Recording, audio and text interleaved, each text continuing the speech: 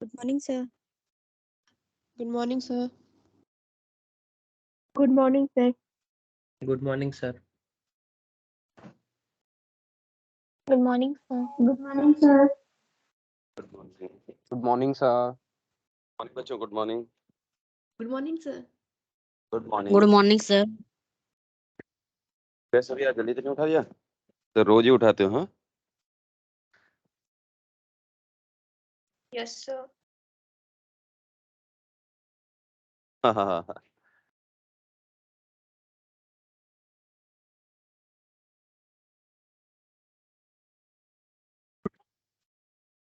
One नहीं first वाला. Okay Morning, sir. Good morning बच्चों. Good morning. चालू है ना? ओके. इधर भी ज्वाइन कर लेता हूँ. अच्छा अभी तो 16 हुआ है क्या? क्लास ज्वाइन हो गई. अच्छा बच्चों आज मॉर्निंग में मैंने एक तो पीडीएफ शेयर कर दी थी आपको. मिल गई होगी एक तो. Yes, sir. Yes, sir. अब ट्राई ये करूंगा मैं मॉर्निंग में कि या एक दिन पहले कि आज जो जो भी हम पढ़ेंगे उसके नोट्स मैंने पहले ही शेयर कर दिए आज मॉर्निंग में. क्योंकि कई बार मुझे लगता है कि जैसे मैं समझाने के लिए मैंने बताया था ना कई बार कि कुछ एनिमेशन वगैरह यूज़ करते हैं. बहुत सारी चीज़ें मैं लिखता हूँ उसके अंदर. लेकिन और साथ-साथ मैं नोट्स तो लिखवाता ही हूँ आपको मैं. वो जो आपको शेयर किए मैंने वो आपके क्लास नोट्स ही हैं. जो आज की क्लास के अंदर हम कंप्लीट करेंगे वहाँ तक के मैंने आपको शेयर कर दिए. शायद टोटल 6 पेजेज़ होंगे शायद वो. तो आपको जो नोट्स बनाने हैं वही हैं आपके नोट्स हैं. तो क्लास के साथ-साथ बनाते जाइए. तब भी वही मैं आपको लिखवाऊँगा मैं. और वैसे तो क्लास के साथ-साथ ही बनाएँ. अलग से बनाएँगे तो टाइम और एक्स्ट्रा वेस्ट होगा, टाइम वेस्ट होगा. इसलिए क्लास के साथ-साथ ही उसको कंप्लीट करते जाएँ. चालू करें? Yes, sir. Yes, sir. Okay. कल हमने पीरियोडिक क्लासिफिकेशन कंप्लीट किया था लास्ट क्लास में. मॉड्यूल बन गया क्या? चालू किया क्या कुछ बच्चों? Yes, sir. मॉड्यूल में Yes, डाउट sir. है. हाँ तो आज तो आप लोग का टेस्ट है. टेस्ट दे दीजिए. कल मैं डिस्कशन ले लूँगा मॉड्यूल का. सेक्शन एबीसी तीनों ओके का. सर. ठीक है ना? क्लास के अंदर स्क्रीन पे ले लूँगा मैं.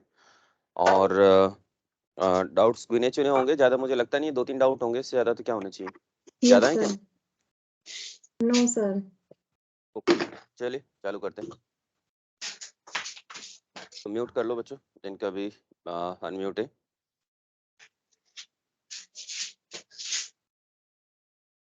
अच्छा उधर है क्या? चलिए बच्चों. केमिकल बॉन्डिंग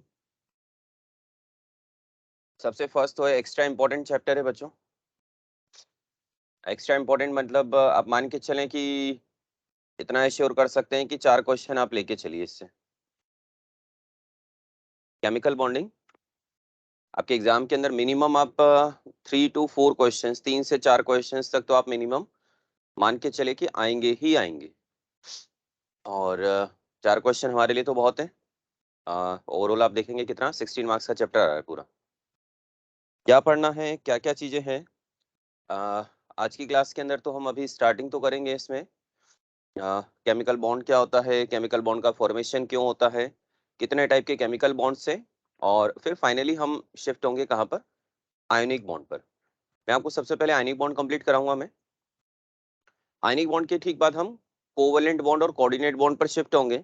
और उसके बाद में जितने भी कोवलेंट कंपाउंड है उस कोवलेंट कंपाउंड से रिलेटेड जितने भी थ्योरीज है, VBT valence bond theory, वीएससीपीआरटी वैलेंशियल electron pair repulsion theory, उसके बाद में मॉलिक्यूल हाइब्रिडेशन का कॉन्सेप्ट उसी के साथ ही लेंगे हम लोग. उसके बाद में आएगा मॉलिक्यूलर ऑर्बिटल थ्योरी. और लास्ट में हम लेंगे हाइड्रोजन बॉन्डिंग और उसके एप्लीकेशन पार्ट. हाइड्रोजन बॉन्डिंग भी हम जब पढ़ेंगे तो एनसीईआरटी के अंदर देखेंगे तो कुछ एग्जांपल्स लिमिटेड लिखे हुए हैं. कुछ एग्जांपल्स हाइड्रोजन चैप्टर में भी आते हैं, कुछ ऑर्गेनिक में भी आते हैं. तो हम क्या करेंगे कि हमारी केमिस्ट्री में जहां जहां भी हाइड्रोजन बॉन्डिंग है उन सबके एग्जाम्पल को एक बार कंबाइन करके एक बार यहाँ पर केमिकल बॉन्डिंग के साथ ही लिख लेंगे. ठीक है ना? तो उससे क्या होगा, एक जगह रहेंगे तो याद करना हमारे लिए थोड़ा सा आसान रहेगा. अलग अलग चैप्टर में आते रहेंगे तो हम यूज करते रहेंगे. ओके चालू करें बच्चों चैप्टर फिर. Yes, sir. Yes, आज sir. की क्लास के 3 टॉपिक हैं। पहला तो है कि केमिकल बॉन्डिंग है क्या।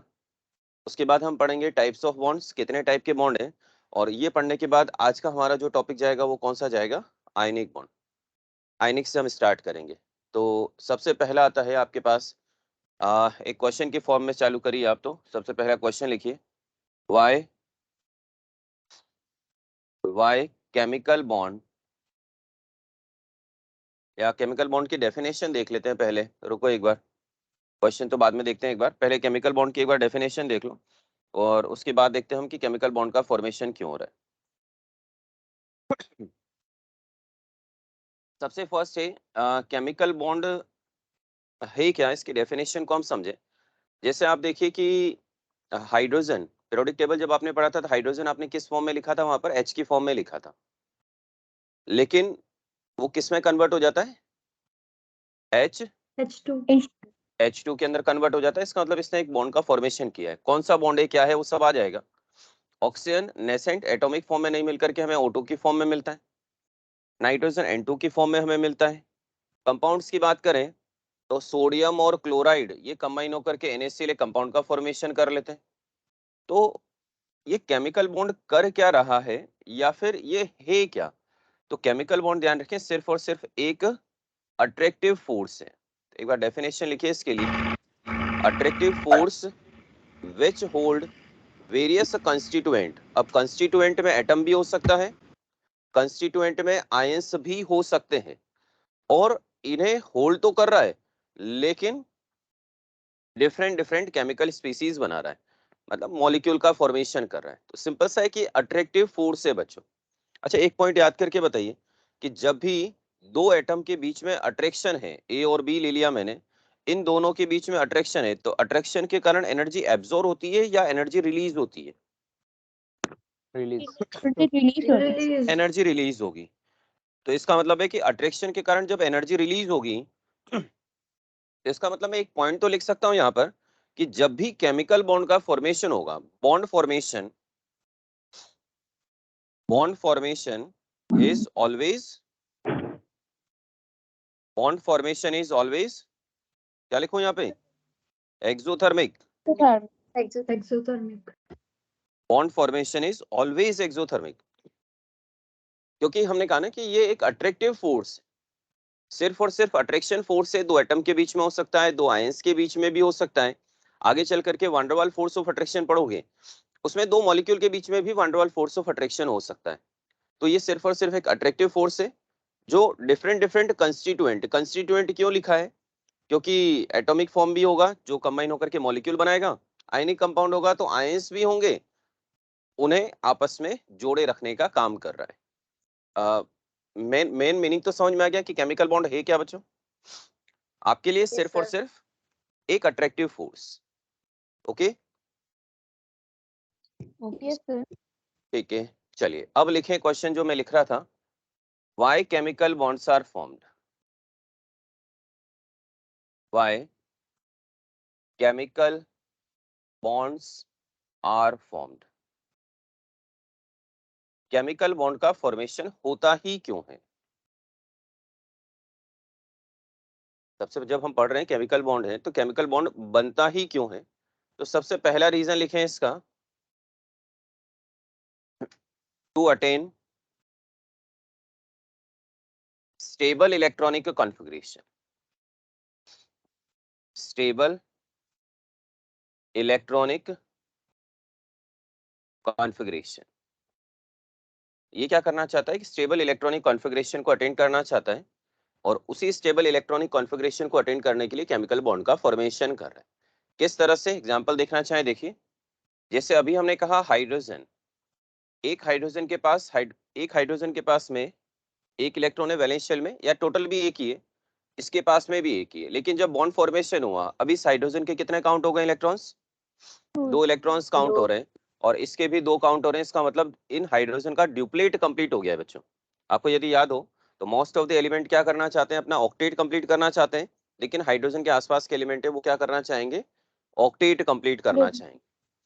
और एग्जांपल देखो इसका, ऑक्टेट किस तरह से कंप्लीट हो रहा है। एक और ले लेते हैं, नाइट्रोजन ले लो चाहे। कल मैंने एक पॉइंट समझा था, नाइट्रोजन है नाइट्रोजन के पास आउटर मोस्ट शेल में कितने इलेक्ट्रॉन्स हैं? 5 इलेक्ट्रॉन आउटर मोस्ट शेल में टोटल इलेक्ट्रॉन्स कितने हैं? 5 5। उस 5 में से Five. अनपेयर्ड कितने हैं? 3 अनपेयर्ड 3 Three. है। तो यहाँ से देखिए 1 2 एंड 3 3 इलेक्ट्रॉन्स पहले नाइट्रोजन के, 3 इलेक्ट्रॉन दूसरे नाइट्रोजन के, ये दोनों बॉन्ड बनाने में पार्टिसिपेट कर रहे हैं। इस नाइट्रोजन के 3 इलेक्ट्रॉन तो बॉन्ड बनाने में पार्टिसिपेट कर चुके हैं, 2 अभी भी इसके पास हैं। इसके भी 3 पार्टिसिपेट कर चुके हैं, 2 अभी भी इसके पास में है। अब आप देखिए इस नाइट्रोजन के टोटल कितने इलेक्ट्रॉन्स काउंट होंगे? 8 इलेक्ट्रॉन। और इस नाइट्रोजन के भी काउंट करोगे तब भी कितना हो गया बच्चों? 8 इलेक्ट्रॉन। तो आप देखिए यहाँ से हाइड्रोजन के पास में तो 2 इलेक्ट्रॉन्स थे। 2 इलेक्ट्रॉन का मतलब है कि इसने तो अपना डुप्लेट कंप्लीट कर लिया, लेकिन यहाँ पर नाइट्रोजन ने क्या कंप्लीट किया? अपना ऑक्टेट कंप्लीट किया है। हाँ जी, स्टेबल इलेक्ट्रॉनिक कॉन्फ़िगरेशन का मीनिंग क्या है? Stable electronic configuration means duplet और ऑक्टेट दोनों में से कोई भी हो सकता है। ये तो कोवेलेंट कंपाउंड्स के एग्जांपल लिखिए, 2 मॉलिक्यूल्स ले लिए। अच्छा, इसी की जगह और बहुत सारे हैं, अभी पढ़ने ही हमें सभी इसमें इसी कॉन्सेप्ट को यूज करेंगे। एक आयनिक कंपाउंड की भी बात करते हैं। हम बात करें सोडियम क्लोराइड। सोडियम क्लोराइड में सोडियम +1 इसका ऑक्सीडेशन नंबर +1 है, और क्लोरीन NaCl में क्लोराइड का कितना है? -1। सोडियम की हम बात करें तो सोडियम का इलेक्ट्रॉनिक कॉन्फ़िगरेशन था 281 था, लेकिन एक इलेक्ट्रॉन सोडियम प्लस बनते ही इसका इलेक्ट्रॉनिक कॉन्फ़िगरेशन क्या हो गया? 28। 28 का मतलब है इसका outermost shell electronic configuration 2s2 2p6, इसका ऑक्टेट कंप्लीट हो गया। उसी तरह से क्लोरीन की बात करें तो क्लोरीन का इलेक्ट्रॉनिक कॉन्फ़िगरेशन क्या था? 287। एक इलेक्ट्रॉन एक्सेप्ट होते ही इसका इलेक्ट्रॉनिक कॉन्फ़िगरेशन क्या हो गया? 288। 288 का मीनिंग है 3s लास्ट में आउटरमोस्ट शेल में कौन सा होगा? 3s2 3p6 होगा बच्चों। अब आप देखो यहाँ से कि जब सोडियम और क्लोरीन था तो इसके पास में स्टेबल इलेक्ट्रॉनिक कॉन्फ़िगरेशन नहीं था, लेकिन जैसे ही NaCl बना तो सोडियम का कॉन्फ़िगरेशन भी स्टेबल हो गया और इधर क्लोरीन का भी कॉन्फ़िगरेशन क्या हो गया? स्टेबल हो गया। पहला पॉइंट समझ में, रीजन समझ में आ गया है? To attend stable electronic configuration बच्चों। Yes sir. ठीक है। और सेकंड आता है, सेकंड पॉइंट लिखिए, second, reducing the energy of system to attain stability. Reducing the energy of system to attain stability. System अपनी एनर्जी को रिड्यूस करना चाहता है बच्चों। Reducing the energy of system to attain stability. पहला पॉइंट तो हमें समझ में आ गया कि स्टेबल इलेक्ट्रॉनिक कॉन्फ़िगरेशन कैसे मिल रहा है, वो तो हमने ले लिया। अब आता है अपनी एनर्जी को कैसे रिड्यूस करेगा। हमने लिखा ना कि एनर्जी रिड्यूस हो रही है। अच्छा, एनर्जी रिड्यूस हो रही है, वैसे तो हम डायरेक्ट भी समझ सकते हैं। अभी हमने क्या समझा था? Bond formation is always Exothermic. Exothermic का मतलब है एनर्जी रिलीज हो गई। जब एनर्जी रिलीज हो गई तो खुद की एनर्जी बढ़ गई या कम हो गई है? खुद की एनर्जी कम हो गई कम है। हो गई है। खुद की एनर्जी कम हो गई तो reduce the energy of system, अपनी एनर्जी कम हो गई, और जिसकी एनर्जी कम होगी उसकी स्टेबिलिटी क्या होगी? ज्यादा होगी। अब आता है कि ये तो ठीक है, हमें याद था, हमने पढ़ भी लिया सारी चीजें, कैसे कम होती है, क्या होता है, तो देखते हैं इसको थोड़ा सा डिटेल में। कॉपी हो गया दोनों पॉइंट? Yes sir. यस चलिए इसी सेकंड पॉइंट को, ये जो सेकंड पॉइंट है ना, reduce the energy of system to attain stability, उसे समझने के लिए एक पोटेंशियल एनर्जी कर्व लिया है। आगे चल करके पढ़ोगे तो ये पोटेंशियल एनर्जी कर्व हम पढ़ते हैं VBT में, वैलेंस बॉन्ड थ्योरी में। इसी वैलेंस बॉन्ड थ्योरी के कर्व को, एक ग्राफ को ले लिया, NCERT का ही ग्राफ है, आप देखोगे तो मिल भी जाएगा उसमें आपको। चलिए इसे समझते हैं थोड़ा सा कि किस तरह से इस ग्राफ से हमें क्या क्वेश्चंस मिल सकते हैं, या कभी एग्जाम में ग्राफ आता है तो हमसे इस ग्राफ के बेसिस पर क्या पूछा जा सकता है उसको भी देख लेते हैं। तो उससे होगा क्या कि इससे क्वेश्चन भी मिल जाएगा और हमारा इस क्वेश्चन का आंसर भी मिल जाएगा कि एनर्जी रिड्यूस कैसे होगी। चलिए, जब आप VBT पढ़ेंगे तो उसमें सबसे पहला जो पॉइंट आप पढ़ेंगे कि जब भी बॉन्ड फॉर्मेशन होता है तो टोटल कितने फोर्स एक साथ ऑपरेट होते हैं। किसी को याद है क्या टोटल नंबर ऑफ फोर्स? कितने फोर्स एक साथ ऑपरेटिंग होते हैं जब बॉन्ड फॉर्मेशन होता है? तो 2 फोर्स, एक अट्रैक्टिव और एक रिपल्सिव। 2 फोर्सेस। ठीक है, देखिए अट्रैक्टिव और रिपल्सिव फोर्स तो है, लेकिन टोटल काउंटिंग में आते हैं 4 टाइप्स, 4 टाइप के फोर्स होते हैं जो इन्वॉल्व होते हैं। कैसे? ध्यान से देखो, यहाँ से मैं ले लेता हूँ एक एटम ए ले लेता हूँ, दूसरा बी ले लेता हूँ। एग्जाम्पल में तो मैंने यहाँ हाइड्रोजन लिया हुआ है, यहाँ पर आप ए और बी देख लो यहाँ से, उससे समझ में आ जाएगा। ये पहले का न्यूक्लियस हो गया और दूसरे पहले का इलेक्ट्रॉन हो गया ए का, ये बी का न्यूक्लियस हो गया, ये बी का इलेक्ट्रॉन हो गया। अच्छा, जब ये इनफाइनाइट डिस्टेंस पर है, इनफाइनाइट डिस्टेंस का मतलब है बहुत ज्यादा डिस्टेंस पर है, तो क्या इसके बीच में कोई अट्रैक्टिव या रिपल्सिव फोर्स होगा क्या? नो। कोई अट्रैक्टिव No, रिपल्सिव फोर्स नहीं है। एक मान लो ना, एक एटम ए यहाँ पर है और एक आपके वहां पर है, तो डिस्टेंस बहुत ज्यादा है, बहुत ज्यादा है, तो कोई अट्रैक्टिव कोई रिपल्सिव फोर्स नहीं। इसका मतलब है कि जब distance r equal to infinity होगी तो उस कंडीशन में पोटेंशियल एनर्जी की वैल्यू कितनी होती है? 0। जीरो। जब कोई अट्रैक्टिव या रिपल्सिव फोर्स नहीं है तो पोटेंशियल एनर्जी 0। तो ये मैंने ले लिया r इक्वल टू इन्फिनिटी, एक पॉइंट डिनोट कर दिया इस ग्राफ के अंदर। जब इनफाइनाइट पर होगा तो पोटेंशियल एनर्जी की वैल्यू 0 है, कोई अट्रैक्टिव फोर्स वगैरह कुछ भी नहीं। अब हमने क्या किया, अब जब हम टोटल फोर्स की बात कर रहे थे कि टोटल कितने फोर्स ऑपरेट होंगे, उसे ध्यान से देखो। यहाँ से आप देखोगे तो पहले का न्यूक्लियस और दूसरे के इलेक्ट्रॉन, इसके बीच में कौन सा फोर्स है? Attractive force. अट्रैक्टिव। ठीक है ना, पहला फोर्स हुआ पहले का न्यूक्लियस। आप एनसीईआरटी में देखोगे ना, इसे इस तरह से लिखा हुआ है Na मतलब nucleus of A and Eb electron of B. पहला फोर्स इस तरह से एनसीईआरटी के अंदर मेंशन किया है। दूसरा फोर्स देखिए, यहाँ से दूसरा फोर्स बताते हैं आपको। दूसरे का न्यूक्लियस और पहले का इलेक्ट्रॉन, दूसरे का न्यूक्लियस पहले का इलेक्ट्रॉन, कौन सा फोर्स? Attractive force. आप एनसीईआरटी में इसे देखोगे वीबीटी, मैंने कहा ना ये ग्राफ मैंने वीबीटी से उठाया ताकि मुझे इसका रीजन समझाना है कि ये एनर्जी किस तरह से रिड्यूस होती है या स्टेबिलिटी किस तरह से आ रही। तो अब पहला फोर्स तो मुझे ये मिल गया। दूसरे फोर्स के लिए न्यूक्लियस किसका है बच्चों? बी का तो न्यूक्लियस हो गया, B का, और इलेक्ट्रॉन किसका है?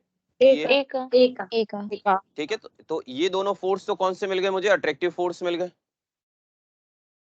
ये दोनों तो अट्रैक्टिव फोर्स हो गए। चलिए अब ध्यान से देखिए, दो अट्रैक्टिव फोर्स के पैरेलल के अंदर और कुछ फोर्स हम देखें। यहाँ से दोनों का न्यूक्लियस क्या करेगा? एक दूसरे को रिपेल करेगा। अच्छा, दोनों के इलेक्ट्रॉन एक दूसरे को क्या करेंगे? तो यहाँ पर देखो, यहाँ पर दो फोर्स मिले, कौन से? Repulsive force. और यहाँ पर दो फोर्स मिले, वो कौन से थे? Attractive force. Attractive force. अच्छा, एनसीईआरटी के अंदर वापस देखोगे तो दोनों के रिपल्सिव फोर्स को जो डिनोट किया गया है, तो मैं रिपल्सिव फोर्स में क्या लिखूं? यहाँ से Na Nb, और दूसरा क्या आ जाएगा? Ea और Eb। तो ये दोनों फोर्स कौन से हो गए आपके? Repulsive force. पॉइंट समझ में आ गया है? तो टोटल नंबर ऑफ फोर्सेस की बात करें तो कितने फोर्सेस एक साथ ऑपरेट हो रहे हैं? तो टोटल 4। ठीक है ना, जब वीबीटी में रीड करोगे तो उसमें 4 लिखा हुआ आपको दिखाई देंगे। उसमें किस तरह से डिनोट किया गया है वो भी मैंने समझा दिया आपको। आगे ध्यान रखें, स्टार्टिंग से मैं बार बार आपको एक ही चीज समझाता आ रहा हूँ, आज भी फिर वापस वही बताऊंगा मैं आपको कि केमिकल बॉन्डिंग चैप्टर में भी हम उतना ही पढ़ेंगे जितना हमें रिक्वायर्ड है, या फिर हम कह सकते हैं जितना एनसीईआरटी में दे रखा है। ठीक है ना, कोई टॉपिक एक्स्ट्रा नहीं, जितना दे रखा है उतना अच्छी तरह से स्ट्रॉन्ग कर लो। आपका पर्पस क्या है? आपका पर्पस तो यही है ना कि जो प्रीवियस ईयर के क्वेश्चंस हैं या आगे नीट में आने वाला एग्जाम के अंदर क्वेश्चन से वो क्वेश्चन बन जाए। तो जितना एनसीईआरटी में दे रखा है उससे सब बन जाता है, हमें कोई एक्स्ट्रा पढ़ने की जरूरत नहीं होती है। और अभी तक मैं आपको 3 चैप्टर कंप्लीट करा चुका हूँ। आप लोगों ने देख ही लिया होगा कि हमने क्लास में भी एनसीईआरटी बहुत अच्छी तरह से कंप्लीट करी। उसके बाद प्रीवियस ईयर क्वेश्चंस आपने किए होंगे, मुझे लगता नहीं है कि सच कोई परेशानी आई होगी। तो उसी तरह से इसमें भी एनसीईआरटी फोकस रहे, बहुत कंटेंट है एनसीईआरटी के अंदर, बस वो है कि लाइन टू लाइन जैसे मैं हमेशा से समझाता आ रहा हूँ, बस उसी तरह से समझते रहें। चलिए यहाँ से देखिए टोटल कितने फोर्सेस हो गए? टोटल 4। 2 अट्रैक्टिव फोर्स हो गए और 2 रिपल्सिव फोर्स हो गए बच्चों। अच्छा, यहाँ से हम मान लेते हैं कि ए और बी आपस में मिलकर के एक मॉलिक्यूल ए बी का फॉर्मेशन कर रहे हैं, तो अट्रैक्टिव फोर्स डोमिनेंट होगा या रिपल्सिव फोर्स डोमिनेंट होगा? अट्रैक्टिव। ठीक है ना, अट्रैक्टिव होगा तभी तो पास पास में आएंगे, रिपल्सिव होता तो पास पास में आते ही नहीं। तो यहाँ से हमें समझ में आया कि अभी फिलहाल attractive force is dominant over repulsive force है बच्चों। तो ये दोनों धीरे धीरे करके पास में आने लगे, और जब अट्रैक्टिव फोर्स डोमिनेंट था तो एनर्जी क्या होने लगी? रिलीज होने लगी। देखो यहाँ से ये ना पोटेंशियल एनर्जी है बच्चों। तो यहाँ पर देखो ये नेगेटिव के अंदर है, तो धीरे धीरे क्या होती जा रही है? डिक्रीज होती जा रही है। दिख रहा है ग्राफ, ये नीचे आ रहा है। हाँ। अब हुआ क्या? इन दोनों की ओवरलैपिंग स्टार्ट हो गई। ये लीजिए एक ओवरलैपिंग भी बना देते हैं इसकी। ये मिल गया मुझे, ए मिल गया, और धीरे धीरे पास आए, पास आने के बाद में ये ओवरलैपिंग हो गई। ओवरलैपिंग कैसे होती है, क्या होता है, ये सब इसी चैप्टर के अंदर पढ़ना है। अभी तो हमें सिर्फ एक क्वेश्चन का आंसर चाहिए था कि ये स्टेबिलिटी किस तरह से मिल रही है, तो हम इसी ग्राफ को समझने लग गए हैं, तो वही सारे मैं समझा रहा हूँ पॉइंट। अब आप देखो कि धीरे धीरे जब एटम पास पास में आते जा रहे हैं, तो मुझे बताओ न्यूक्लियस की डिस्टेंस बढ़ती जा रही है, कम होती जा रही है?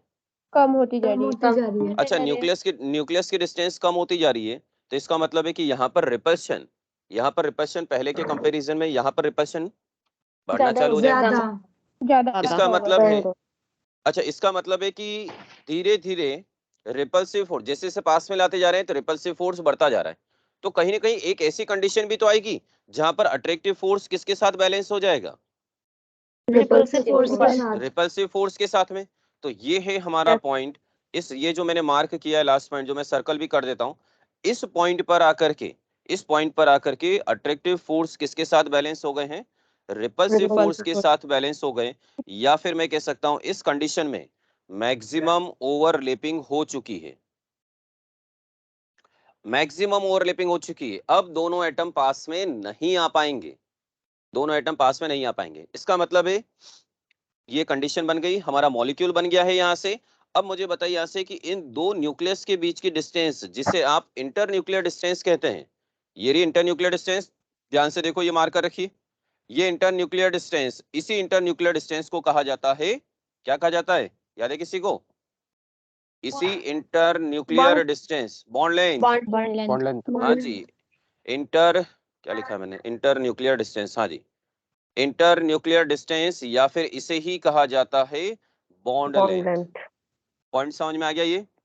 तो एक हमें इस ग्राफ से पॉइंट मिला। सबसे पहले तो अट्रैक्टिव फोर्स डोमिनेट था, तो एनर्जी रिड्यूस होती गई, ये समझ में आ गया।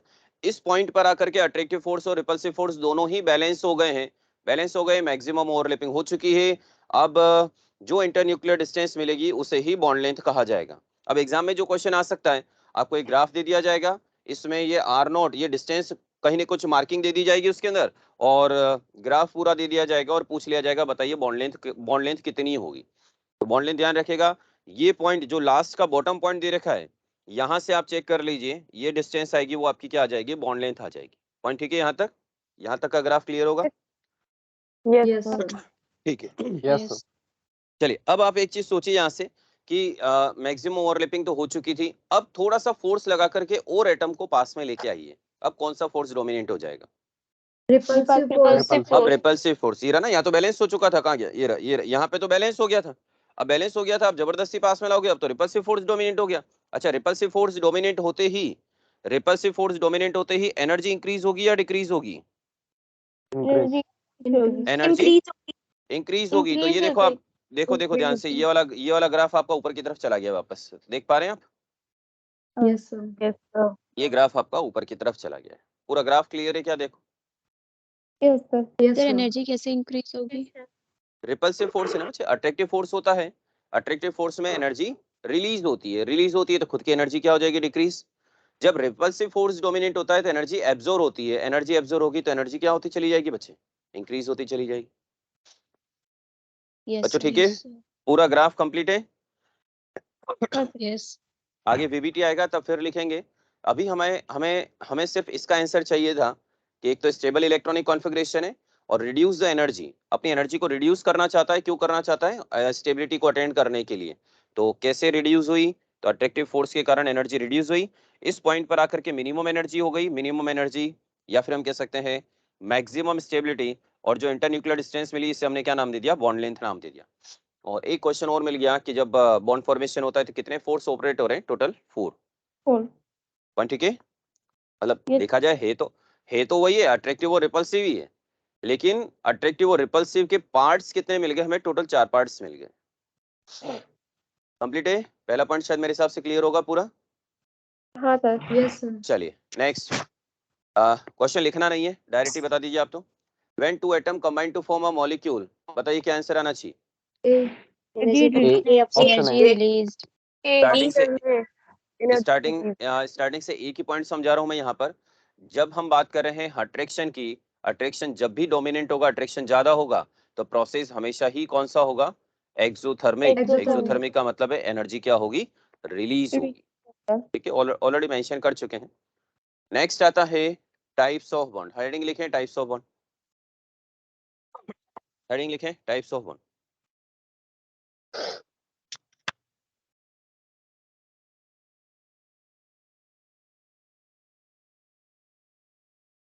चालू करें। सबसे पहले बॉन्ड्स को Yes, क्लासिफाई sir. कर लेते हैं बच्चों। उसके बाद जैसा कि मैंने बताया हम टाइप्स ऑफ बॉन्ड के बाद में अब शिफ्ट होंगे आगे चल करके आयनिक बॉन्ड पर। तो पहले टाइप्स ऑफ बॉन्ड देख लेते हैं। इस चैप्टर के अंदर जो हमें पढ़ने हैं, यही चैप्टर भी आपका यही है, इसी सीक्वेंस में ही पढ़ाऊंगा मैं आपको। सबसे फर्स्ट है primary bond. Primary bond, primary bond इसमें हम लिख सकते हैं कौन इन्वॉल्व होगा, तो generally atoms are involve, atoms are involve. Primary bond के अंदर सबसे फर्स्ट आएगा जो हमें पढ़ना है आयोनिक बॉन्ड। फर्स्ट है आयोनिक बॉन्ड। इसी आयोनिक बॉन्ड का कोई दूसरा नाम याद है क्या किसी को?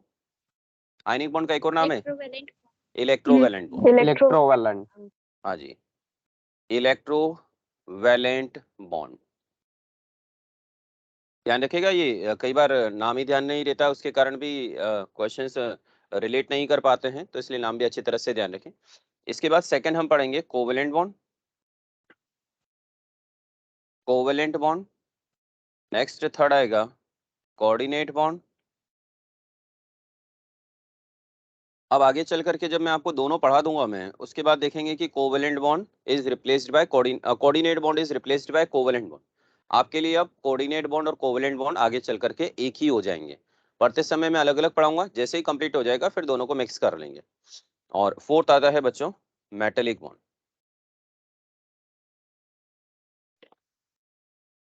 ये है आपके प्राइमरी बॉन्ड। ये 4 बॉन्ड हमें पढ़ने हैं और इसी सीक्वेंस के अंदर हम पढ़ेंगे। इसके बाद नेक्स्ट हमें पढ़ेंगे यहाँ से सेकेंडरी बॉन्ड।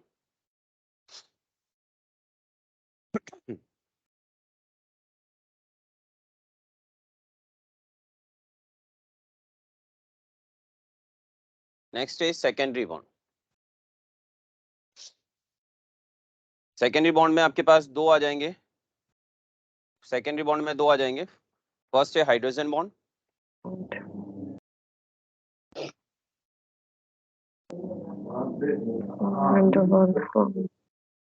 सेकेंडरी बॉन्ड इसमें आ जाएंगे आपके पास में 2। फर्स्ट आ जाएगा आपका, आप ले लीजिए सेकेंडरी बॉन्ड में फर्स्ट है हाइड्रोजन बॉन्ड, ये हमारा इंपॉर्टेंट टॉपिक भी है ये भी। और सेकंड है बच्चों वान डेर वाल। आप में से किसी को याद है इस चैप्टर के बाद वाला चैप्टर कौन सा है बच्चों? कैसे state? State, states of matter. States of matter की जब एनसीईआरटी के अंदर स्टार्टिंग देखेंगे आप, स्टेट्स ऑफ मैटर में चैप्टर की स्टार्टिंग आप देखोगे तो वहां पर van der Waals force of attraction दिए गए। तो हम क्या करेंगे, या तो इस चैप्टर के एंडिंग में van der Waals force of attraction करा दूंगा मैं, या फिर स्टेट्स की स्टार्टिंग में करा दूंगा। कहीं पे भी करो, क्योंकि चैप्टर जहां एंड होगा वहीं पर आ जाएगा, तो ये स्टेट में भी काम आ जाएगा, इसमें भी काम आ जाएगा, तो दोनों एक ही है। तो देख लेंगे इसी चैप्टर के एंडिंग में देख लेंगे, और या ऐसा लगता है तो बाद में देख लेंगे, कहीं पर भी इसको करा देंगे। वैसे मैं ट्राई करूंगा इसी के साथ ही करा दूं। अच्छा, सेकेंडरी बॉन्ड के अंदर हम बात करें तो एटम्स और मॉलिक्यूल्स, एटम और मॉलिक्यूल दोनों ही इन्वॉल्व हो सकते हैं। Molecules are involve. अच्छा, मॉलिक्यूल्स मैंने क्यों लिखा है यहाँ पर, आप मुझे बताओ कि 2 CH4 मॉलिक्यूल, यहाँ पर तो कार्बन हाइड्रोजन के बीच में तो कोवेलेंट बॉन्ड है, लेकिन दो मॉलिक्यूल के बीच में कौन सा अट्रैक्शन फोर्स होगा बच्चों? Van der Waals force Van of der Waals। Attraction. तो इसीलिए मैंने साथ में लिखा है कि यहाँ पर एटम भी हो सकते हैं। अच्छा, और एक और देखो, वान डेर वाल जब मॉलिक्यूल के बीच में लिखा है, आप मुझे बताओ कि 2 इनर्ट गैसेस के बीच में कौन सा अट्रैक्शन फोर्स होगा? तभी वान डेर वाल होगा।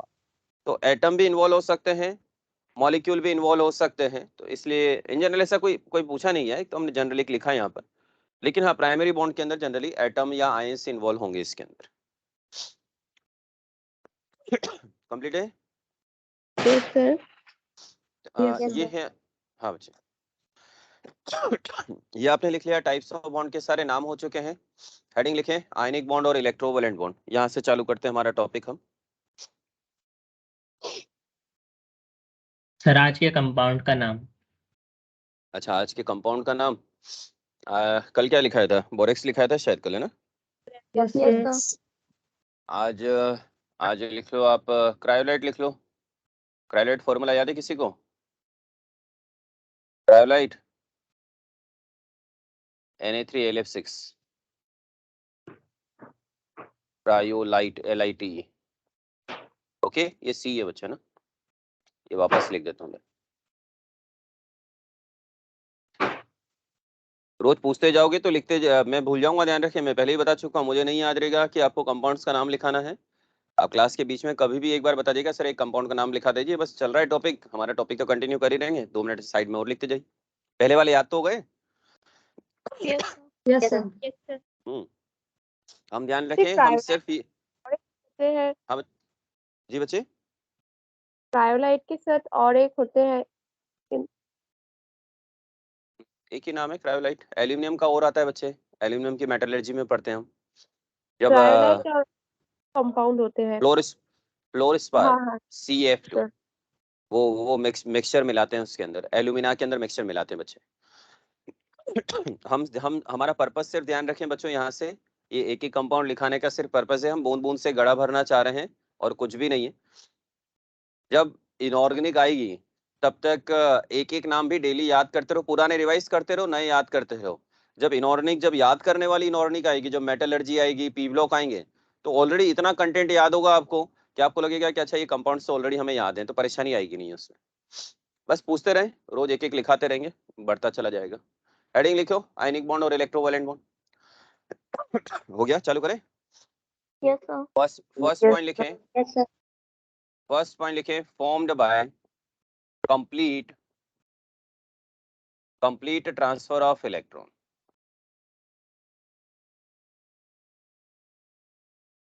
Complete transfer of electron. Electron के कंप्लीट ट्रांसफर से बनते हैं, एक इलेक्ट्रॉन देगा दूसरा लेगा, और उनके अट्रैक्शन से कुछ एनर्जी रिलीज होगी, उसे भी पर्टिकुलर उस एनर्जी को भी हम नाम देंगे यहाँ से। अच्छा, एक चीज और मैंने आपको समझाई थी, याद हो तो, शायद कल ही के टॉपिक में चल रहा था, वैलेंसी। आपको एक पॉइंट समझाया था मैंने, आयनिक कंपाउंड के केस में वैलेंसी की जगह हम क्या टर्म यूज करते हैं? वैलेंसी की जगह क्या टर्म यूज करते हो? Electrovalency. Electrovalency, Electrovalency. ठीक है ना, इलेक्ट्रोवैलेंसी। आप लिखना चाहते हैं तो लिख सकते हैं, इलेक्ट्रोवैलेंसी के अंदर total number of electron donate और गेन, जितने दिए गए या फिर लिए गए हैं, उसे क्या कहा जाएगा? इलेक्ट्रोवैलेंसी कहा जाएगा।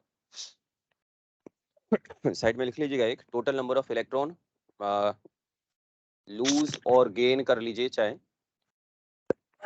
सॉरी, हो गया, लिख लिया ये? Yes, sir. Yes, ठीक sir. है। अच्छा, मैं एक एग्जांपल समझा रहा हूं मैं, उस एग्जांपल को समझो, इलेक्ट्रोवैलेंसी भी उसके साथ ही देख लेते हैं हम लोग, और आयनिक बॉन्ड के लिए क्या क्या रिक्वायरमेंट है उसे भी देख लेते हैं। जैसे मैं सबसे पहले हम बात करें, मैं ले लेता हूँ एग्जांपल ही ले लो, चलिए सोडियम क्लोराइड ही ले लेता हूँ। चलिए, सोडियम गैसेस स्टेट में, वैसे तो होता तो सॉलिड स्टेट के अंदर ही है, अभी एनर्जी स्टेप्स यूज करेंगे उसमें पूरा काउंट करते हैं। सबसे पहले मेटल की टेंडेंसी इलेक्ट्रॉन डोनेटिंग होगी या एक्सेप्टिंग होगी? Donating. डोनेटिंग होगी, तो यहाँ से आपने Na प्लस गैसेस बना दिया, प्लस इलेक्ट्रॉन बना दिया। अच्छा, यहाँ से मुझे बताओ, जब ये इलेक्ट्रॉन डोनेट कर रहा है तो यहाँ पर जो एनर्जी इन्वॉल्व है उसे क्या कहा जाएगा? Ionization energy. Ionization energy. ध्यान रखें, एनसीईआरटी के अंदर इसी में एक पॉइंट और लिखा है, favourable condition for the formation of ionic bond, तो उसको भी मैं साथ साथ समझाता जा रहा हूँ, अभी लिखवा दूंगा मैं आगे चल करके। अच्छा, अब हम क्या चाहेंगे यहाँ से, यहाँ पर तो मैंने लिखा है जो एनर्जी इन्वॉल्व है वो आयनाइजेशन एनर्जी है, तो हम क्या चाहेंगे कि ये केटायन आसानी से बन जाए। अच्छा, आसानी से बन जाए इसका मतलब है कि आयनाइजेशन एनर्जी ज्यादा होनी चाहिए, हाई होनी चाहिए, लो होनी चाहिए? Low. लो होनी चाहिए। तो पहली फेवरेबल कंडीशन हमें मिली, ionisation energy of electropositive element या फिर मेटल की हम बात करें, वो होनी चाहिए, लो होनी चाहिए। Ionisation energy of electropositive element should be low, ये कम होनी चाहिए, तभी हमारे लिए ये हमारी फेवरेबल कंडीशन होगी।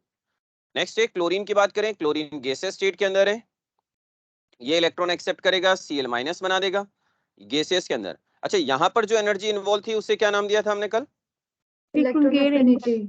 Electron affinity. इलेक्ट्रॉन एफिनिटी और चेंज को आपने क्या नाम दिया था? Electron gain Electron enthalpy. gain enthalpy. हाँ, तो इलेक्ट्रॉन एफिनिटी या इलेक्ट्रॉन गेन एंथैल्पी कोई भी आ जाए, आप मुझे बताइए अब हम क्या चाहेंगे, ये एनायन का फॉर्मेशन भी तो बहुत आसानी से हो जाए। अच्छा, एनायन का फॉर्मेशन आसानी से कब होगा, जब ये क्लोरीन इस इलेक्ट्रॉन को स्ट्रांगली अट्रैक्ट करेगा या कम अट्रैक्ट करेगा? अब अट्रैक्ट करेगा, Strongly. स्ट्रांगली अट्रैक्ट हाँ जी, करेगा, स्ट्रांगली कम अट्रैक्ट attract करेगा, करेगा। क्योंकि क्लोरीन जब इलेक्ट्रॉन को इजीली एक्सेप्ट करेगा तभी तो Cl माइनस आसानी से बनेगा। तो अब हम क्या चाहेंगे, इलेक्ट्रॉन एफिनिटी ज्यादा हो या कम हो बच्चों? ज्यादा हो। ज्यादा। ज्यादा। तो electron affinity of electronegative element should be high. First point क्या लिखा था, ionization energy of electropositive element should be low, and Low. Second one, electron affinity of electronegative element should be high. पहला पॉइंट, दोनों point समझ में आ गए? ये favourable condition लिखता जा रहा हूं साथ साथ में, पॉइंट ठीक है? चलिए यस सर। अब हम बात करें यहाँ से सोडियम प्लस से, ये गैसेस स्टेट के अंदर है, क्लोराइड आयन है, ये भी गैसेस स्टेट में। जब ये दोनों Sir. मिल करके, हाँ जी, Sir, this is only for gaseous state, no, sir?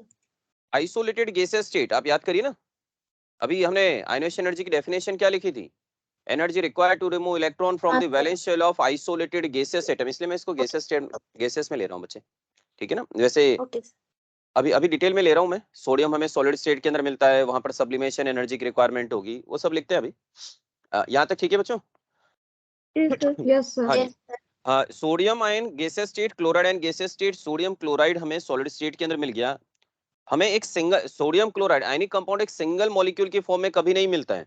आपको याद हो तो ये किस फॉर्म में मिलता है, sodium chloride crystal, crystal lattice का फॉर्मेशन करता है। सॉलिड स्टेट याद होगा, simple cubic, body centre cubic, face centre Yes cubic. sir.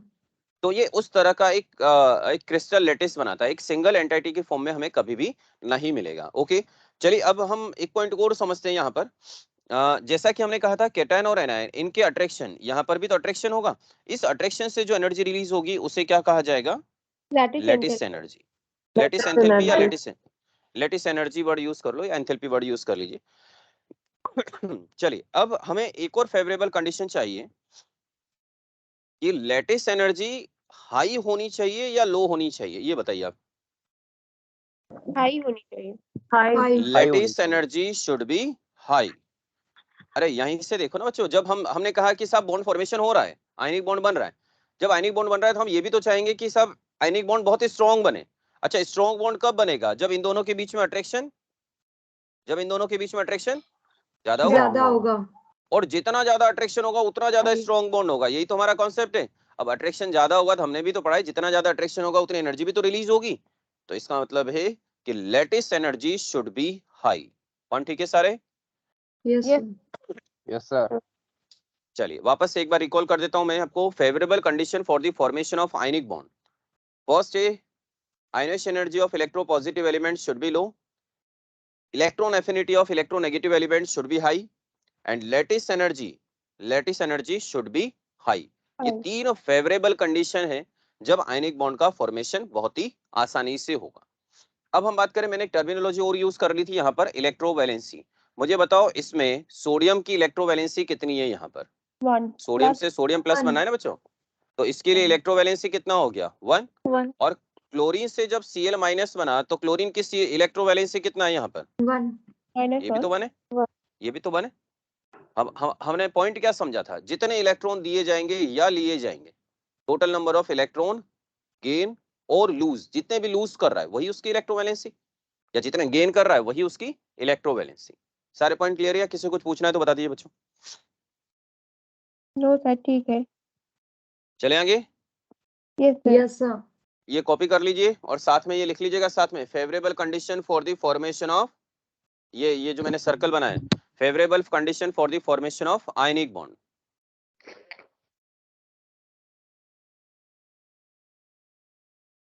Circle करके यही मेंशन कर लीजिए ताकि अलग से वापस आगे लिखने की जरूरत नहीं पड़ेगी। हो गया, चालू करूं? Yes sir. Yes, sir. ठीक, चलिए अब जितना भी पढ़ा है मैंने एक बार देख लीजिए वापस, थोड़ा सा लिखना नहीं, अब देखते जाइए यहाँ से। आयनिक बॉन्ड फॉर्मेशन में मैंने अभी आपको क्या समझाया, इलेक्ट्रोपॉजिटिव एलिमेंट जैसे हमने लिया था सोडियम ने अपना इलेक्ट्रॉन दिया था, ये इलेक्ट्रॉन किसने एक्सेप्ट किया, इलेक्ट्रोनेगेटिव एटम ने। जैसे ही इलेक्ट्रोनेगेटिव एटम ने ये अपना इलेक्ट्रॉन एक्सेप्ट किया, किसका फॉर्मेशन कर लिया इसने, एनायन का फॉर्मेशन कर लिया। और उसी तरह से जब इलेक्ट्रोपॉजिटिव एटम था, इसने अपना इलेक्ट्रॉन डोनेट किया, इलेक्ट्रॉन डोनेट करके किसका फॉर्मेशन किया, इसने कैटायन का Cation. फॉर्मेशन किया है बच्चों। और इन दोनों के बीच में अट्रैक्शन के कारण, अब बाकी सारी चीजें मेरे हिसाब से आसानी से विजिबल भी है, समझ में भी आ रही है। इसके पास टोटल नंबर ऑफ शेल 3 थी, एक इलेक्ट्रॉन चला गया तो एक शेल गायब हो गई इसकी। जब इसमें इलेक्ट्रॉन आएगा, ये इलेक्ट्रॉन आया इसके अंदर, रिपल्शन बैलेंस हुआ, बैलेंस होने के बाद में जो एक्स्ट्रा इलेक्ट्रॉन था उसके कारण इसके पास चार्ज कौन सा आ गया, नेगेटिव चार्ज। पॉइंट ठीक है। Yes, sir. Yes, sir. ठीक, नेक्स्ट आता है जो मैंने अभी एक पॉइंट और लिखाया था, ये आपको लिखने की जरूरत नहीं है, सारी चीजें ऑलरेडी समझा चुका हूँ। Ionic compound exist as a, क्या लिखा हुआ है, crystal Crystal. Rather than a molecule. ये मॉलिक्यूल की फॉर्म में एग्जिस्ट नहीं करते हैं, ये किस फॉर्म में एग्जिस्ट करते हैं, क्रिस्टल की फॉर्म में। क्रिस्टल होता क्या है, क्रिस्टल की डेफिनेशन नहीं लिखनी है, जब सॉलिड पढ़ेंगे तब लिखेंगे। अच्छा, मुझे लगा एक बार समझाने के लिए लिख लेते हैं। ये क्या होता है, एक 3D अरेंजमेंट होता है कैटायन और एनायन का। 3D अरेंजमेंट देखना चाहते हो तो अरेंजमेंट भी देख लेते हैं। ये इस तरह का कुछ अरेंजमेंट है, कुछ याद आया कुछ? Yes, sir. Yes, sir. तो और नहीं याद आ रहा है तो मैं और याद दिला देता हूँ, मैं आपको, लाइए मैं बना देता हूँ थोड़ा सा सिस्टमेटिक और छोटा सा बना देता हूँ, शायद याद आ जाए आप लोग को। सॉलिड स्टेट पढ़ा था chapter, Yes, sir. Yes, sir. यहाँ से आप देखिए मैंने एक छोटा सा एक क्रिस्टल लेटिस बनाना चाहा है यहाँ पर। और इस क्रिस्टल लेटिस में हम क्या करते हैं, कुछ आयंस को प्लेस कर देते हैं। चलिए आयंस ले लो या एटम ले लो, मॉलिक्यूल ले लो, इनको प्लेस कर देते हैं। ये मैंने क्यूबिकल यूनिट सेल बनाई है। इस क्यूबिकल यूनिट सेल में देखो मैंने सभी कॉर्नर पर क्या प्लेस कर दिया है, यहाँ पर स्फेयर को प्लेस कर दिया है। सारे कॉर्नर पर प्लेस क्या दिखाई दे रहा होगा बच्चों, Yes, Yes, sir. देखो यहाँ पे ये सारे कॉर्नर पर मैंने प्लेस कर दिया है। ये पूरा अरेंजमेंट कहलाता है क्रिस्टल लेटिस। मैंने तो इसमें से सिर्फ क्यूबिकल यूनिट सेल 3 ही बनाई है, ऐसी बहुत सारी हैं, देखो इतने सारे हैं ये। और अच्छा एक चीज बताओ, मुझे इस पूरे पूरे क्रिस्टल सिस्टम की स्टडी करनी है तो मुझे हर हर हर क्यूब की स्टडी करनी होगी क्या बच्चों? No, No, sir. हम क्या करें, उसमें से सिर्फ एक ही पार्ट की स्टडी कर लें, जो एक सिंगल यूनिट की स्टडी करते हैं, क्या कहलाता है ये? Unit cell. Unit cell. Yes, sir. तो ध्यान रखें, जैसा कि ये पॉइंट है, ionic compound exist as a crystal, ये क्रिस्टल की फॉर्म में एग्जिस्ट करते हैं, सिंगल एंटाइटी, एक सिंगल मॉलिक्यूल की फॉर्म में हमें नहीं मिलते हैं। अच्छा, आयनिक क्रिस्टल होता क्या है, एक 3D अरेंजमेंट होता है पूरा का पूरा। वो 3D अरेंजमेंट कुछ इस तरह का अरेंजमेंट होता है, ये सिंपल क्यूबिक भी हो सकता है, बॉडी सेंटर क्यूबिक भी हो सकता है, फेस सेंटर क्यूबिक भी हो सकता है, और यदि आपको यदि याद हो तो FCC को CCP नाम भी दिया जाता है, या फिर आगे चल करके HCP, एक और हम पढ़ते हैं हेक्सागोनल क्लोज पैकिंग, तो कोई भी हो सकता है। तो ये एक सिंगल यूनिट नहीं मिल करके हमें बहुत सारे आयंस एक साथ कंबाइन मिलते हैं। और यदि आप सोचना भी चाहो कि सब ये एक साथ इतने सारे क्यों मिलते हैं, मान लो कि ये क्लोराइड आयन है, ये मान लीजिए क्लोराइड आयन है, इसके सराउंडिंग में कितने सोडियम दिख रहे हैं आपको, कितने सोडियम अभी फिलहाल कितने दिख रहे हैं इसमें? 4. Four. इसमें 4 दिख रहे हैं, टोटल होते कितने याद है किसी को? 6. Total Six. 6। उसे आपको यदि याद हो टोटल 6 है, एक यहाँ पर होगा, एक इसके ठीक आगे, मतलब जो मैं यहाँ पर जो मैंने पकड़ रखा है यहाँ पर हाँ एक यहाँ पर होगा, एक पीछे भी होगा बच्चों, टोटल 6 होते हैं। और आपको यदि याद हो तो इसे आप कोऑर्डिनेशन नंबर नाम देते हो, coordination number Yes, of sir. Sodium. Sodium ion का कोऑर्डिनेशन नंबर भी 6 होता है, और क्लोराइड का कोऑर्डिनेशन नंबर भी कितना होता है? 6। 6. मीनिंग ये होता है कि एक सोडियम के सराउंडिंग में 6 क्लोराइड होंगे, और एक क्लोराइड के सराउंडिंग में 6 सोडियम आयंस होते हैं।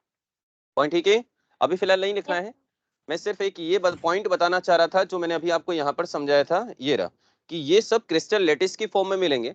इसी को समझाने के लिए छोटा सा मैंने पॉइंट ले लिया कि ये क्रिस्टल लेटिस मिलेंगे हमें, ना कि मॉलिक्यूल की फॉर्म में। क्रिस्टल लेटिस क्या होता है, 3D अरेंजमेंट होता है। 3D अरेंजमेंट कुछ इस तरह का दिखाई देता है, जिसमें हम कोऑर्डिनेशन नंबर वगैरह सभी कैलकुलेट करते हैं। ठीक है, लिखने की जरूरत नहीं है, ठीक है, समझना था point complete. Yes, sir. Yes, sir. Question का आंसर बताइए।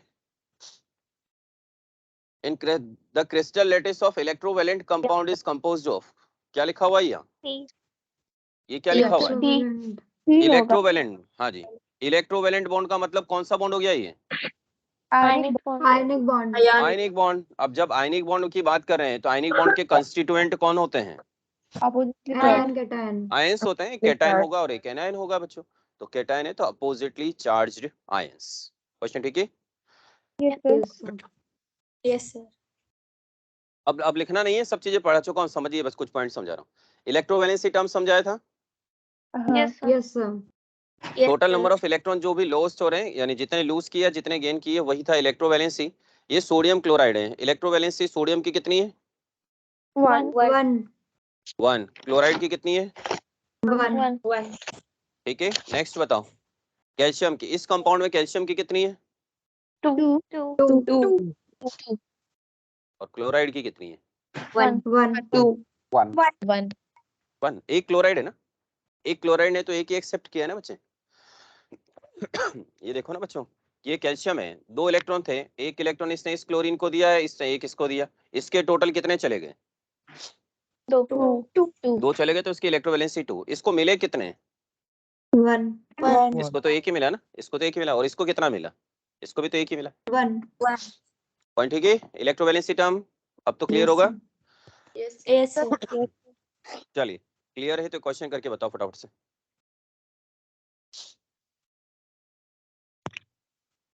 फर्स्ट करिए, छोटा क्वेश्चन है, एग्जाम में आ सकता है, एनसीईआरटी का ही A to क्वेश्चन है। B.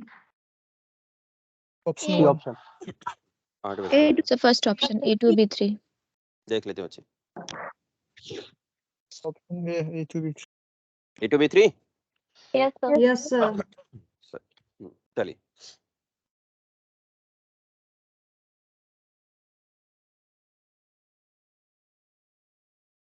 चलिए देखिए, यहाँ से क्वेश्चन में लिखा हुआ है एलिमेंट ए हैज 3 इलेक्ट्रॉन। इस क्वेश्चन को लिखना चाहो तो नोटबुक में लिख लीजिएगा इसको, ऑप्शन तो ना लिखें, सिर्फ क्वेश्चन के फॉर्मेट में लिखें।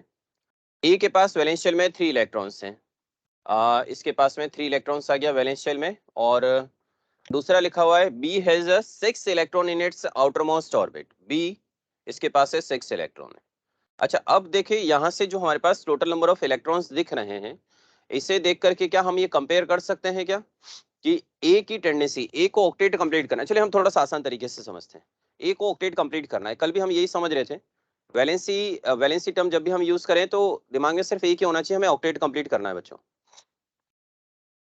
ये ऑक्टेट कंप्लीट करना चाह रहा है, तो उसके लिए 3 इलेक्ट्रॉन डोनेट करना इजी है या 5 इलेक्ट्रॉन एक्सेप्ट करना इजी होगा? 3 इलेक्ट्रॉन डोनेट करना डोनेट तो 3 करने तो 3 इलेक्ट्रॉन डोनेट करेगा। जब ये ए 3 इलेक्ट्रॉन डोनेट कर देगा तो इस पर चार्ज कितना आ जाएगा? A3 प्लस +3 चार्ज आ जाएगा, 3+ चार्ज आ जाएगा। अच्छा, उसी तरह से बी को अपना ऑक्टेट कंप्लीट करना है, तो इसके लिए 6 इलेक्ट्रॉन डोनेट करना इजी होगा या 2 इलेक्ट्रॉन एक्सेप्ट करना इजी होगा? 2 इलेक्ट्रॉन Electron accept करना. ये लीजिए साहब, 2 इलेक्ट्रॉन एक्सेप्ट करा दिए, कितना चार्ज आ गया? -2। माइनस ए +3 आ गया बच्चों, बी पर -2 चार्ज आ गया, और यहाँ 3 लिखिए, यहाँ 2 लिखिए, इसका मल्टीप्लाई इसके साथ करिए, क्या फॉर्मूला बन गया? A2B3। A2B3 सबसे फर्स्ट ऑप्शन। पॉइंट ठीक है। Yes, sir. Can you repeat it, please? हाँ जी बच्चे, सबसे फर्स्ट देखिए, ये सुनिए जी, इसको बंद कर देगा, सुनिए जी, इसको बंद करो यार, ऐसे बंद करो, ज्यादा ठंडा कर रहा है, बंद ही कर दो, बंद कर दो थोड़ी देर। सर, एलिमेंट ए जो एक इलेक्ट्रॉन डोनेट करके अपना डुप्लेट कंप्लीट कर सकता है ना? नहीं, आउटर मोस्ट शेल 3 इलेक्ट्रॉन्स है ना बच्चे, आउटर मोस्ट शेल 3 है। डुप्लेट इन जनरल कौन कंप्लीट करता है? हाइड्रोजन या फिर लिथियम। हाइड्रोजन के पास में आउटर मोस्ट शेल में कितना इलेक्ट्रॉन है? 1 इलेक्ट्रॉन, तो एक एक्सेप्ट कर लेगा बच्चे, ठीक है ना। आप जो सोच रहे हो ना उसे इस तरह से सोचो आप बच्चे। मैं यहाँ पे ले लेता हूँ जैसे 2 इलेक्ट्रॉन्स कंप्लीट होंगे, जैसे 2s2 में आ गए, जबकि ऑक्टेट कंप्लीट होगा तो इलेक्ट्रॉनिक कॉन्फ़िगरेशन कौन सा मिल जाएगा? 2s2 2p6 कंप्लीट होगा। अब मुझे बताओ दोनों में से कौन ज्यादा स्टेबल होगा? दोनों में से 2s2 2p6। Okay, okay sir. इस हाँ, एक थोड़ा सा इसी क्वेश्चन को मैं थोड़ा सा मॉडिफाई कर रहा हूँ मैं। अच्छा क्वेश्चन बनाता हूँ एक और मैं, रुको भाई, पहले इस ये किसी को कोई डाउट है क्या इसमें? देख लो एक बार। No doubt. नहीं है, ठीक है। चलिए, मैं क्वेश्चन बना रहा हूँ बच्चों, एक और क्वेश्चन लिखिए। An ionic compound having formula A3B2, an ionic compound having formula A3B2 find valence electron, find valence electron of A and B. मैंने इसी क्वेश्चन को रिवर्स कर दिया है बच्चों, इसी क्वेश्चन को मैंने रिवर्स कर दिया। बताइए, ए के पास वैलेंस शेल में कितना इलेक्ट्रॉन होगा? ए के पास 6 2 इलेक्ट्रॉन। और बी के पास में 3 3 कैसे होगा बच्चों? 5 3 कैसे होगा? 5 होगा ना बच्चों। सर कैसे नहीं समझ में आया? अभी जो मैंने यहाँ समझाया था वो समझ में आया था पहला वाला? समझ लिया सर। हाँ, तो मैंने उसी को रिवर्स किया है बच्चों क्वेश्चन को। आपने समझा नहीं ध्यान से। देखो यहाँ से बी के पास में आउटरमोस्ट शेल में कितना इलेक्ट्रॉन था? आउटरमोस्ट शेल वैलेंस शेल में कितना इलेक्ट्रॉन था इसके पास में? 6 इलेक्ट्रॉन। 6 इलेक्ट्रॉन है, तो इसको ऑक्टेट कंप्लीट करने के लिए रिक्वायर्ड कितना है? 2। तो इसके ऊपर -2 चार्ज आ गया, तो इसके पास वैलेंस शेल में तो 6 था ना बच्चों। अब मैं इसको अलग अलग करके लिखना चाहा, A3B2 है, इसको यदि आप अलग अलग करके लिखते हो यहाँ पर, तो A पे कितना चार्ज आएगा बच्चों? +2 और B पर कितना चार्ज आएगा? -3। इसका मतलब है ए के पास +2 चार्ज आ रहा है। +2 का मतलब इसने डोनेट कितने किए? 2 इलेक्ट्रॉन्स डोनेट किए हैं। और 2 इलेक्ट्रॉन डोनेट करने का मीनिंग ये क्या है? उसके पास आउटरमोस्ट शेल में इलेक्ट्रॉन्स कितने होंगे? Only 2 electrons. अच्छा, इस बी ने कितने इलेक्ट्रॉन एक्सेप्ट किए? 3 एक्सेप्ट किए हैं। 3 एक्सेप्ट किए हैं, इसका मतलब है कि ऑक्टेट कंप्लीट करने के लिए उसने 3 ही एक्सेप्ट किए हैं। तो पहले से कितने थे खुद के पास में? 5 पहले से थे बच्चों, 5 पहले से थे। मैंने यही तो पूछा आपसे कि वैलेंस इलेक्ट्रॉन कितने होंगे, तो 5 पहले से थे, इसीलिए उसने सिर्फ 3 इलेक्ट्रॉन को एक्सेप्ट किया। बच्चों क्वेश्चन ठीक है क्या? समझ में आ गया है? Yes sir. अभी भी कोई कंपाउंड में कंफ्यूज? पहले एलिमेंट को कैटायन ही लेते हैं। हाँ, एक कैटायन होगा ना बच्चे, जब अलग अलग करते हैं ना, तो ये 2 इस पे आ जाएगा, ये 3 इस पे आ जाएगा, ये 2 इस पे जाएगा वो पॉजिटिव साइन के साथ, ये इस पे जाएगा वो नेगेटिव साइन के साथ। एक अरेंजमेंट जब मींस भी आप पहले देखोगे, वाले को पॉजिटिव, दूसरे वाले को नेगेटिव। आप कोई भी आयनिक कंपाउंड देखो ना बच्चे, कोई भी, जैसे कैल्शियम क्लोराइड का फॉर्मूला लिखते हो CaCl2, उसमें कैल्शियम पर चार्ज कितना होता है? +2 +2। क्लोरीन पे कितना है? -1। -1 आप Al2SO4 होल थ्राइस ले लो, Al2SO4 whole thrice, aluminium cation है, सल्फेट एनायन है। आप कोई भी आयनिक कंपाउंड ले लो, हमेशा पहले किससे लिखा जाता है बच्चे? कैटायन। कैटायन को।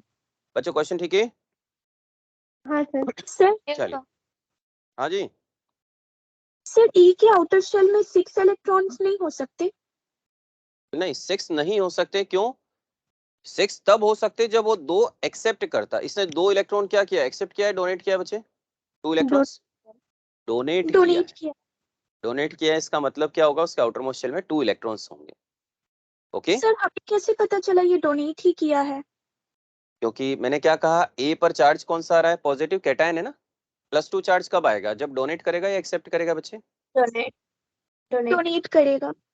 ओके, सर ओके बट बच्चे, फॉर्मूला से कैसे पता चलेगा कि उसका A+2 ही होगा? वापस बोलो क्या पूछ रहे हो? सर फॉर्मूला के थ्रू कैसे पता चला A+2 होगा? ये रहा ना बच्चे, ये समझा रहा था मैं। ये जो 2 लिखा होता है ये इस पे चला जाता है, या इसे ध्यान से समझो। मैंने ये बनाया था, ये समझ में आया था। ए पर 3 चार्ज यस था, सर। इसको 3 नीचे लिखा, 2 को यहाँ लिखा, इसका मल्टीप्लाई इसके साथ हुआ, इसका मल्टीप्लाई इसके साथ हुआ। फॉर्मूला क्या हो गया? A2B3। अब इसको रिवर्स सोचो, इसको रिवर्स सोचो। ये 3 चार्ज किसका था? ये 3 किसका था? ए का। A का। और ये 2 किसका था बच्चे? B बी का। का। मैंने अरेंज कर दिया वापस, तो मैंने यही तो किया बच्चे यहाँ से। तो ये 3 चार्ज था, ये 3 चार्ज किसको दे दूं मैं? 3 यूनिट चार्ज। 3 यूनिट चार्ज किसको? तो बी को दे दो। ये रहा, बी को दे दिया। और ये 2 यूनिट चार्ज किसको दे दिया आपने? A को। ए को। अभी ठीक है? Yes sir. ठीक है। Next, favourable condition for the formation of ionic compound, already हम देख चुके हैं। कुछ पूछ रहे हैं क्या बच्चों? Sir, if we ask any question, someone is sending the emojis, sir. Emojis? हाँ sir. यस सर, मैम से शिकायत भी किया था तो बंद कर दिया था, फिर से शुरू कर दिया है। किसके अंदर? चैट हाँ, बॉक्स के अंदर? They send the sir laughing screen emoji. पर 2-3 सेकंड के लिए आता है बस। 2 मिनट बच्चों। और ये एक्शन के ऑप्शन में। ओके, वेट करिए।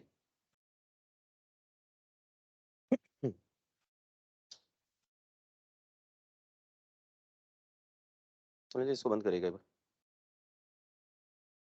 फ्लिप चार्ट को एक बार मिनिमाइज करिए।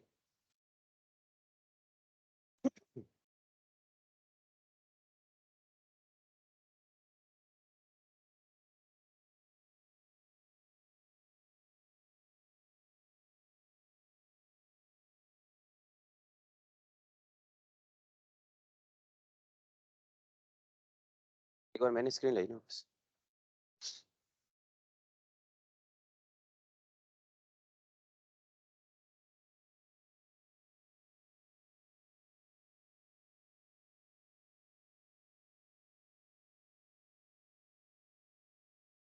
दो मिनट बच्चा एक बार होल्ड करें ना, मैं बंद ही कर देता हूँ उसको।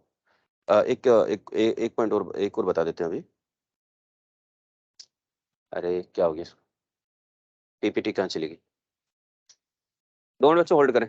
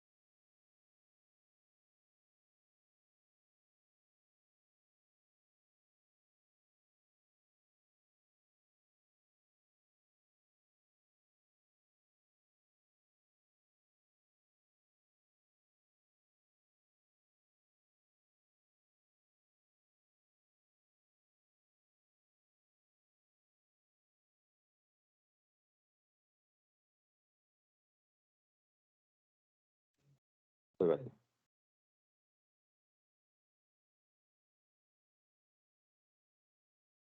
बच्चों सुन पा रहे Yes, sir. Yes sir. हैं? बच्चों हाँ, क्लास ओवर हो गई, फिर कंटिन्यू करते हैं। नेक्स्ट क्लास में Yes. Continue. Okay sir. Okay. Thank you, sir.